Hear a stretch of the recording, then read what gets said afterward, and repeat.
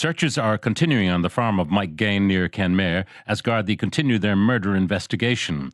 The Gardaí continue to work on their theory that Mr Gaine was murdered on Thursday, the 20th of March, which was the last day that he was seen alive in Kenmare. All day yesterday, it struck me observing the numbers of different personnel arriving. It was almost the busiest day so far. There was army personnel from a specialist engineering section of the Defence Forces. They were working in one area of the site. Close by, a number of excavators who were lifting and sifting through and shaking out mounds of soil and other material. And then the army personnel were very closely examining and sifting through all of that. On another area of the site close to the farm shed, there were members of Gardaí Síochána, again doing a similar thing with implements, with spades, with rakes. Anything of interest that was found was catalogued.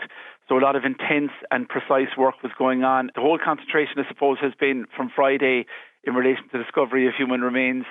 Alongside that, there's obviously a search for a suspected murder weapon. It's been a very difficult 8-week period for obviously the Gaine family and for everybody in the wider Kenmare community. There's been a level of pressure and a level of incredible upset and bewilderment and puzzlement in relation to it. And what's happened since Friday, naturally it raises questions, legitimate questions, about the level of searching going on now, the level of searching and how that was conducted in the early stage of this investigation, and why this level of searching wasn't done in the early stages. I think there is some dismay that the individual who was brought in for questioning and released after the mandatory 24-hour period, that man has been free to go. The scenario I'm understanding from it is that he's unlikely at this point to leave the jurisdiction and is not considered a flight risk.